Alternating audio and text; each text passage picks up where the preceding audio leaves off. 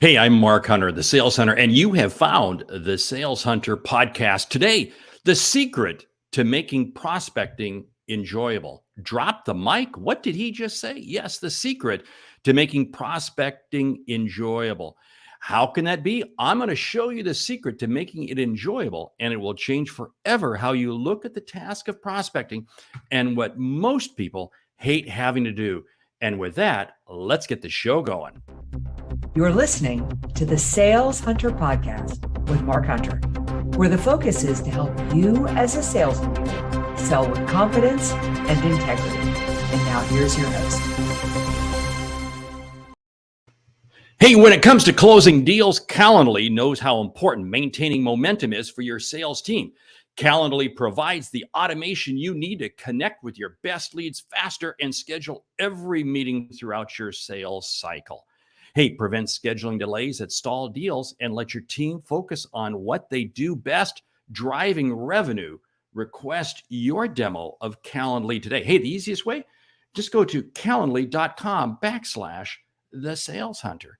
You got it. Hey, I'll tell you what, let's talk about prospecting. Let's talk about how we make it enjoyable because yes, you can actually make it enjoyable.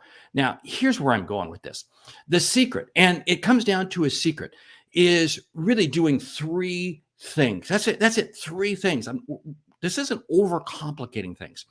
First, it's being clear on your ICP, your ideal customer profile, and the outcomes you can create. You see, prospecting is not about playing a random game of darts or buying lottery tickets. It's about knowing what you can do for the people you're prospecting. You see, when you know you can help people, it's amazing what happens. Now, okay, here's the easiest way to get really motivated on this. Take a piece of paper, draw a line right down the middle. On the left-hand side, write down the names of 5 or 10 of your customers.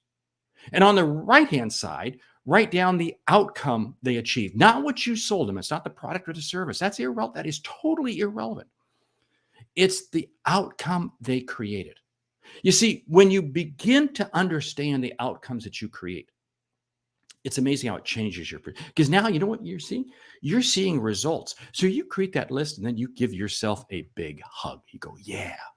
See, that is why we prospect. You see, when you know how you can help people and you believe it 100%, you can subscribe to this philosophy.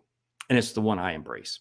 If you know you can help someone, then you owe it to them to reach out to them and help them. You see, failing to reach out to them is doing them a disservice.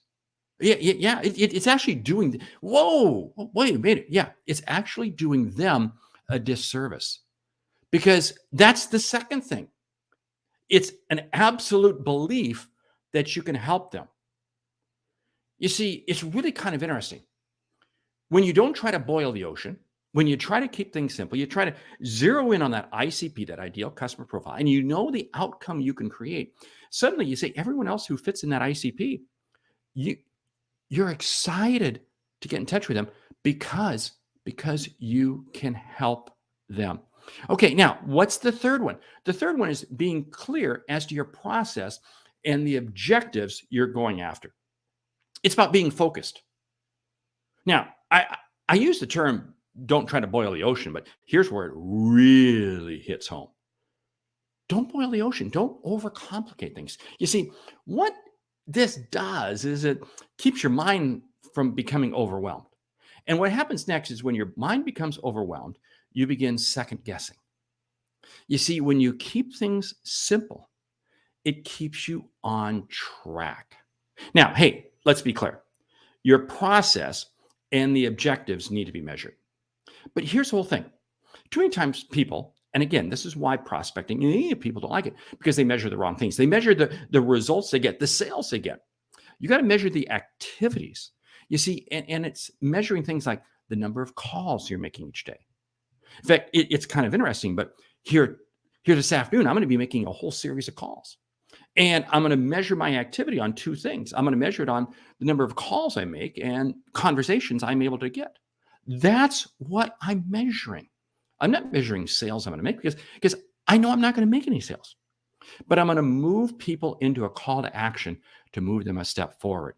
You see, when you begin to look at prospecting in a simpler frame of mind and understand that your entire objective is to zero in on people who you know you can help. You provide them with an outcome that they're going to benefit from. Because again, you did that on a piece of paper and you have a simplistic process. It's amazing. Now, here's the thing. Some of you are still saying, yeah, I still can't get over this. Okay, so what you do when you have this process and you have this piece that you're going forward with, okay? So you're going to start prospecting. Set small goals. Set small goals that you know you can achieve. Because here's what happens. When you set small goals and you know you can achieve them, it creates momentum. It creates momentum and it gives you motivation. And what does it do? It allows you to achieve success because you've been able to achieve this goal. And you just keep advancing your goals. Again, what happens too many times is that people who are struggling prospecting, they look at some superstar and suddenly they want to wake up in the morning and mimic what that superstar is doing. No. You see, in the words of Jeffrey Bezos, founder of Amazon, when asked if Amazon became an overnight success, he says, yeah, it took us 10,000 days to become an overnight success. You see, it takes time. But here's the whole thing. If you do those three things, it is amazing at what can happen. Does it work? Yeah. But you have to accept the fact that you're going to have to do the work, but you frame it up. You see, here's a couple things that I do that I don't waste my time chasing names. I chase prospects that fit my ICP. 2, I have an unwavering belief in knowing I can help. And that's going to drive me this afternoon as I make phone calls. I'm going to be making phone calls regarding sales kickoff meetings. In fact, hey, if your organization's having a sales kickoff meeting next year, reach out to me. Let's talk. Because I'm putting events on my calendar right now for your sales kickoff meeting, where I come in and I share the same type of information I'm sharing right here in this podcast. Okay, now, hey, this. You see, here's what's interesting. When you know you can make a difference, you're 100% dialed in. Think about this.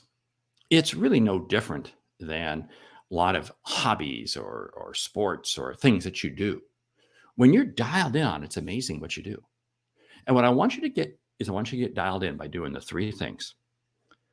It's knowing your ICP. 2, it is absolutely having an unwavering belief as to how you can help them.